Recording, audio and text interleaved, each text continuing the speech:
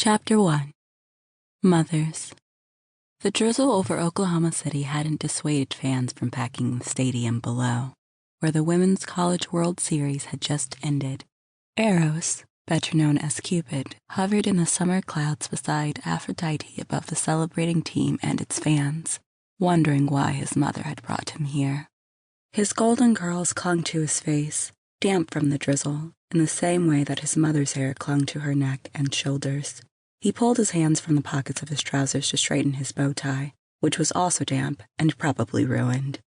Beneath her breath, Aphrodite said, "Enjoy your victory while you can. You aren't long for this world, number 32. Cupid scanned the players below.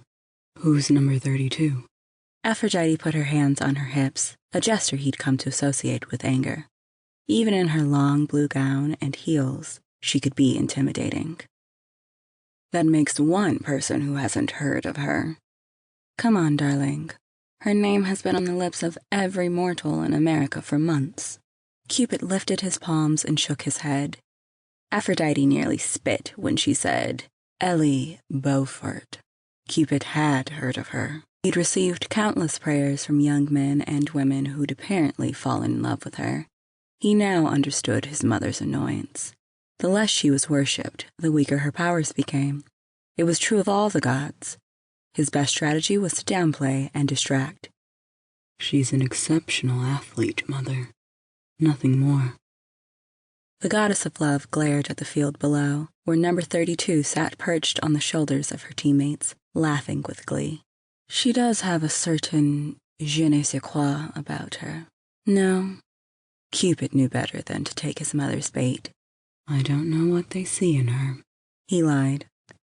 "They call her a goddess," Aphrodite said. "The most beautiful creature alive." Ellie Beaufort's black curls draped across her slender shoulders. The chocolate hue of her skin wasn't particularly striking. Her full lips and brown eyes were nothing extraordinary, and although her cheeks were pleasant, especially when she smiled, they weren't so pleasant as to explain the woman's overall beauty. Cupid could not fathom why the sum of such ordinary traits resulted in Ellie's exceptional appearance. But there it was, a thorn in his mother's side. "Her popularity will soon pass," Cupid said. Aphrodite shook her head. "I want you to kill her for me." Back in the stables at Mount Olympus, Cupid commiserated with Pegasus, who had a hurt hind foot. 2 days ago, they had secretly followed Hermes and Hecate to the northeast of Greece to a rushing brook amid rolling hills outside of a tiny village, where Hermes and Hecate liked to fish.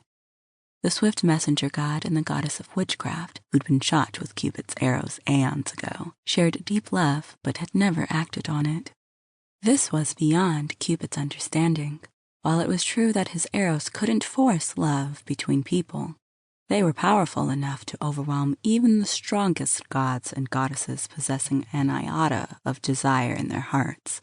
So why hadn't Hermes and Hecate shared so much as a lover's kiss?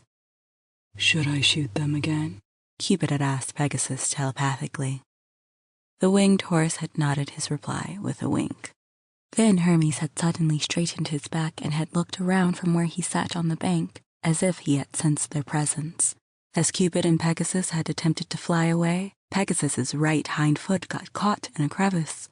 The white horse panicked and tugged when he should have god-traveled. Something in his foot popped, causing Hecate and Hermes to drop their fishing rods and fly toward Pegasus. Cupid had barely managed to god-travel Pegasus and himself away to avoid being discovered. For 2 days, Cupid had searched for Apollo, hoping the god would heal the horse, to no avail. Cupid thought that the foot would have healed on its own by now, but it was still tender to the touch. In addition, Pegasus had been unable to fly.